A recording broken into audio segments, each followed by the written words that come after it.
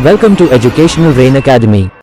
Hello दोस्तों, मैं हूं किशन आजाद। आप देख रहे हैं एजुकेशनल रेन एकेडमी। आज हम बात करेंगे 2024 के बजट के बारे में। हमारी फाइनेंस मिनिस्टर श्रीमती सीतारमण जी ने 2024 का अंतरिम बजट पेश कर दिया है।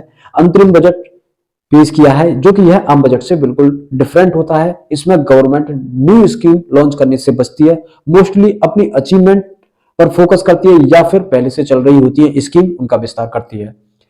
तो 2024 के बजट की बात करने से पहले सबसे पहले बात करेंगे कुछ ऐसे पॉइंटों के बारे में जो कि एग्जाम पॉइंट ऑफ व्यू से बहुत ही महत्वपूर्ण है। श्रीमती निर्मला सीतारमण का यह लगातार छठवां बजट था। अब तक 6 बजट इन्होंने पेश किए हैं, जिनमें से 5 आम बजट थे और यह एक अंतरिम बजट था। कह सकते हैं 2024 का निर्मला सीतारमण का यह अंतरिम बजट था जो कि पहला था।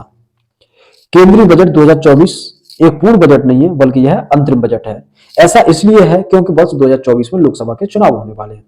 अंतरिम बजट को वोट ऑन अकाउंट के रूप में भी जाना जाता है। आमतौर पर क्या होता है, चुनावी वर्ष में यह प्रस्तुत किया जाता है।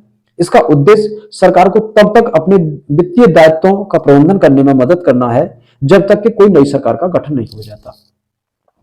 नवनिर्वाचित सरकार के गठन के बाद जुलाई माह में पूर्ण बजट होने की उम्मीद है। मतलब जब लोकसभा के चुनाव हो जाएंगे और नई सरकार बन जाएगी जुलाई तक, उसके बाद पूर्ण बजट आने की उम्मीद है। निर्मला सीतारमण का यह छठवां बजट था, लेकिन अगर हम बात करें कि सबसे ज्यादा बजट पेश करने का रिकॉर्ड किसके नाम है, तो मोरारजी देसाई हैं, जिनके नाम है, जिन्होंने अब तक 10 बजट पेश कर चुके हैं।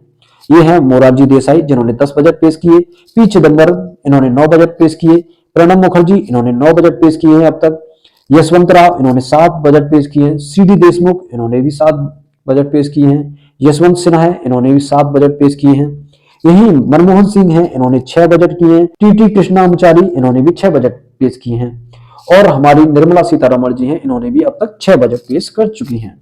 भारत सरकार का केंद्रीय बजट भारत गणराज्य का वार्षिक बजट है, जिसका उल्लेख संविधान के अनुच्छेद 112 में किया जाता है, एएफएस के नाम से, एनुअल फाइनेंशियल स्टेटमेंट। वित्त मंत्री द्वारा यह बजट लोकसभा में पेश किया जाता है। कई बार हमको क्वेश्चन देखने को मिलता है कि वित्त मंत्री द्वारा जो एनुअल बजट होता है वो किस सदन में पेश किया जाता है, तो वह लोकसभा में पेश किया जाता है। सबसे लंबे भाषण बजट की बात करें तो निर्मला सीतारमण के नाम ही है, जिन्होंने 2020 में केंद्रीय बजट 2020-21 पेश करते हुए 2 घंटे 42 मिनट तक भाषण दिए थे। अगर सबसे ज्यादा शब्दों की बात करें कि अब तक का सबसे ज्यादा शब्दों का लंबा भाषण किसके नाम है, तो ये मनमोहन सिंह हैं, जिन्होंने 18,650 शब्दों का लंबा भाषण दिया था 1991 में।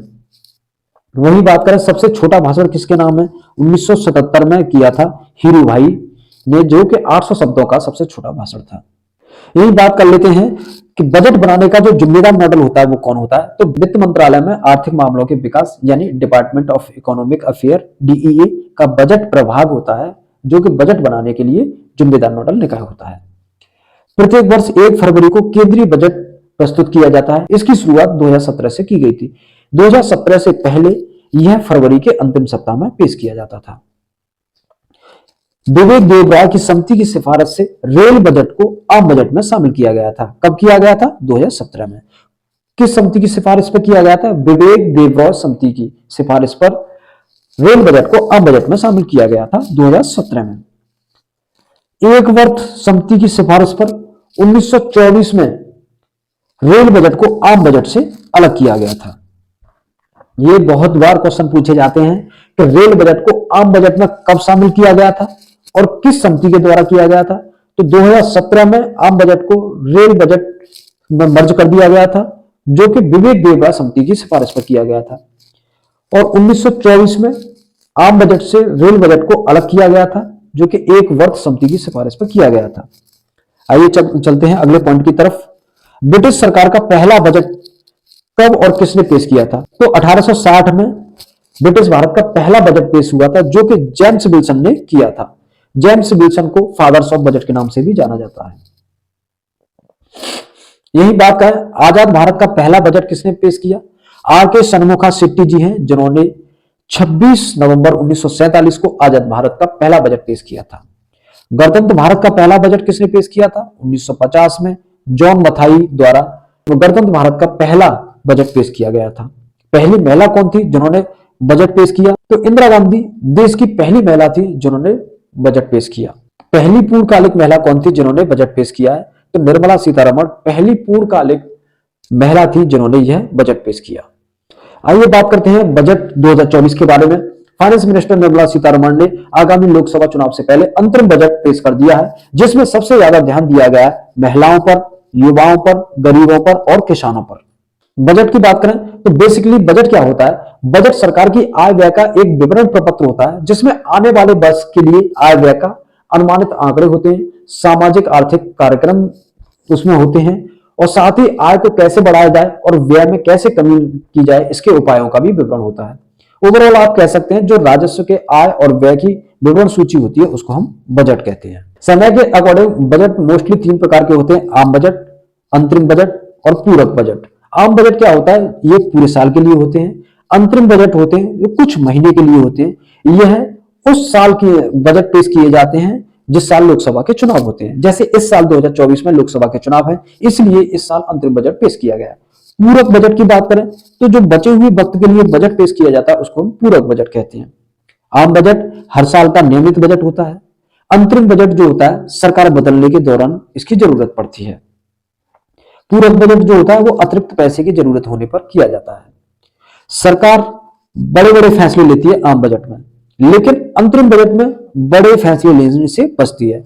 सरकार क्या करती है? अपनी अचीवमेंट को काउंट करती है और जो स्कीम चल रही होती है उन्हीं का वो विस्तार करती है। यही पूरक बजट की बात करें, सरकार सिर्फ जरूरी फैसले लेती है। राजस्व और व्यय के अकॉर्डिंग बजट 3 प्रकार के होते हैं। पहला होता है संतुलित बजट, इसको कहते हैं बैलेंस बजट। जब राजस्व जो हमारा रेवेन्यू है और हमारा जो व्यय एक्सपेंडिचर है वो दोनों बराबर होते हैं, तो ऐसे बजट को हम संतुलित बजट या बैलेंस बजट कहते हैं। आप देख सकते हैं जब राजस्व और व्यय दोनों बराबर होते हैं तो ऐसे बजट को हम संतुलित बजट कहते हैं। अब बात कर लेते हैं अधिशेष बजट यानी सरप्लस बजट की। जब राजस्व हमारे जो एक्सपेंडिचर है उससे ज्यादा होता है, कह सकते हैं कि जब कर संग्रह आवश्यक व्यय से अधिक हो जाता है, तो ऐसे बजट को हम अधिशेष कहते हैं।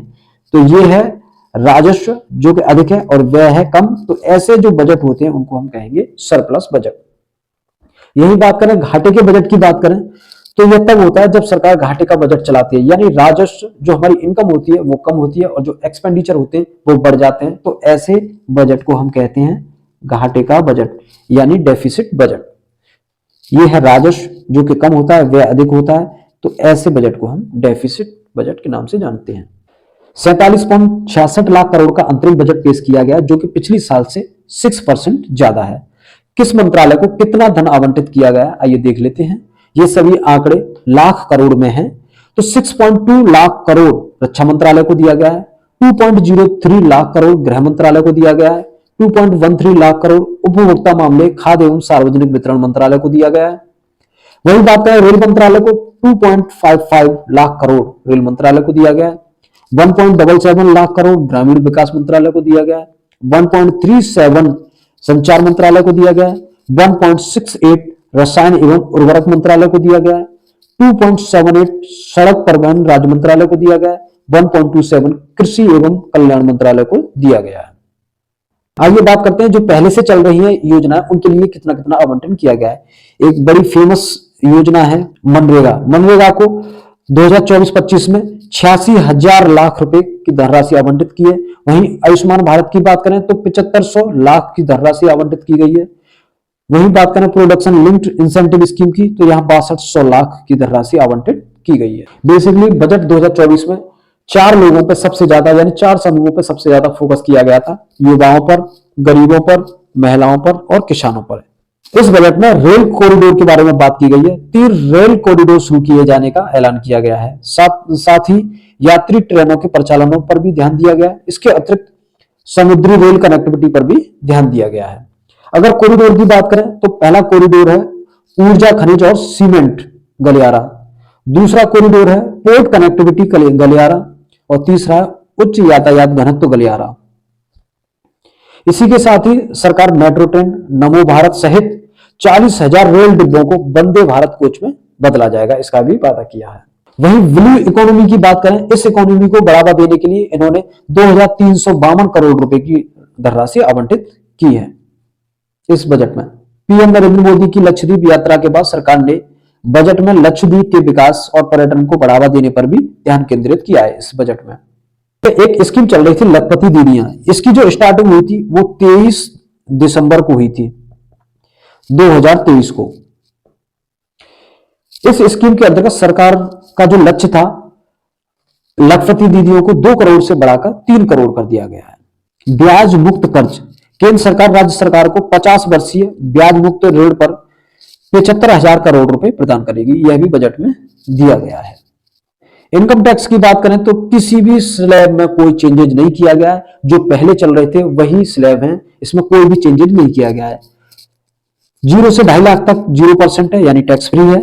2.5 लाख से 5 लाख तक आपको 5% देना पड़ेगा। 5 लाख से 7.5 लाख तक 10% देना पड़ेगा।